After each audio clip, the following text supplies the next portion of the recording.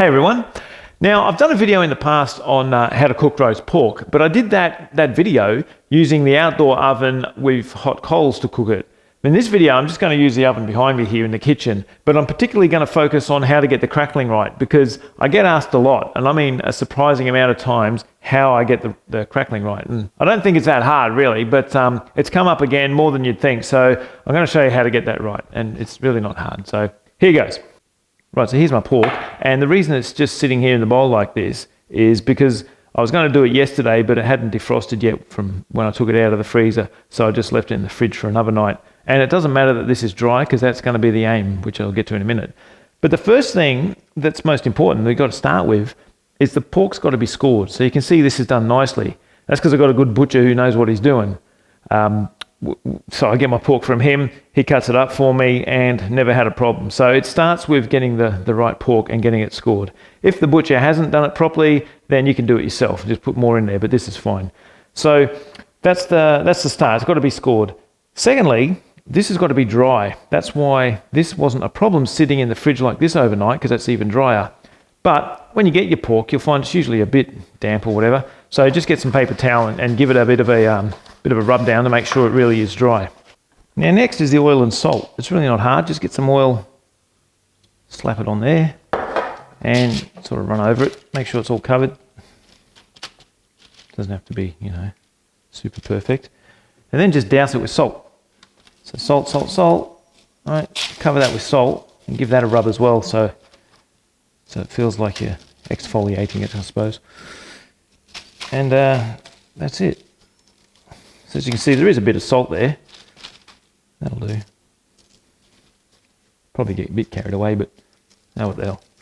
So that's it. I use this small oven here because it's pretty efficient and does the job, plus it's nice and high. And don't forget to put your plate on top so it warms up too, so you don't serve hot food on a cold plate. Make it nice and warm. So for the oven settings, everything I cook usually is 175, but for pork I go 185. And 2 hours. 2 hours, which is the max that this does in one go, and get that going. I've just set the camera up here too with a lamp on it to try and do a time lapse of this. So I don't know if that'll work out or not, but we'll see how it goes as it's going. Okay, the pork's got about 25 minutes to go, so I'm going to put the veggies on now. And I've done a bit of food prep already, and by prep I don't mean cooked, just prepared, and I'll show you what I mean.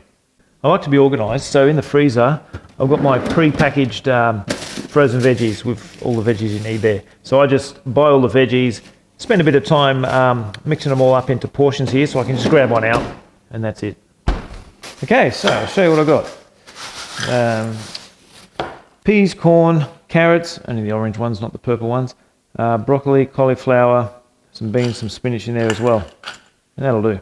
Now also, as I've mentioned before, I use this induction stove to cook it rather than the gas stove, which doesn't get used anymore, because it's electric, so it's free. Especially, I'm cooking this during the middle of the day when the solar's definitely going, but I figure why not cook with free electricity rather than expensive gas. Well, it's nearly there, and I'm hungry because it smells good. Yeah, 25 minutes to go, the veggies are on, and then I'll use that water to make the gravy. If I look in the freezer, I've got plenty of pork ready to go for future because I don't mind the pork. So I think the old butcher does all right out of me. All right, the roast is pretty much done, so I'm going to grab the veggies off and get the gravy ready for the roast. All right, so pour the water into the cup here. Not the whole cup, because I only need a little bit. Really, it's only to feed me.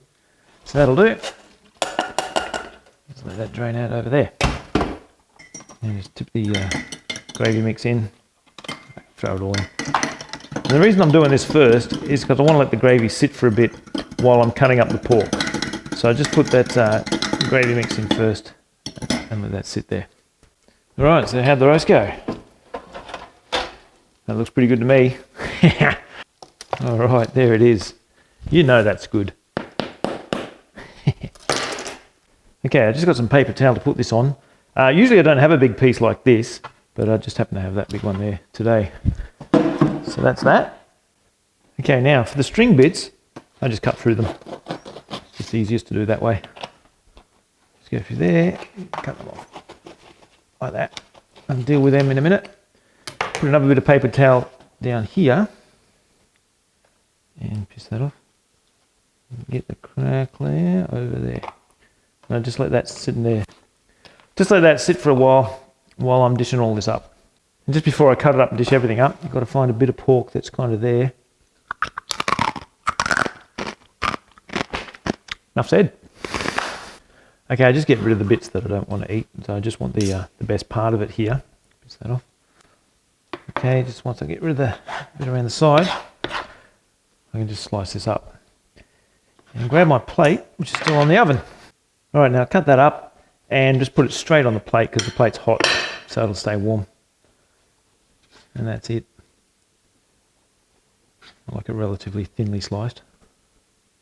But of course, you do whatever you want. Right, so I'm not going to eat all that pork, but I will eat all the crackling. So, just going to pull these strings off now that's cooled down a slight bit since I took it out a couple of minutes ago. And what I like to do is get rid of the crap on the back. So this sort of stuff here. Just at least a bit of it. I don't really want that stuff. I've also been stirring the gravy every now and again between bits just to keep that alive. So the veggies, all the veggies. Gravy over the pork and the veggies. Look at that. And a little bit there for reserve. A bit of crackling to start with, even though I'll finish off with the crackling. That's kind of like my dessert. There it is, roast pork and veggies with plenty of crackling. That's a good meal. So that's it. There's no great secret to it, and it's not that complicated. Just make sure the pork is scored and dry, and then just put some oil and salt, throw it in the oven, 185, a couple of hours, and that's it. There's no extra fancy stuff. So anyway, I'm going to enjoy this, and a big shout out to Nate Dog for supplying the paint that I created the artwork with. So that'll do for now. Till next time, take it easy.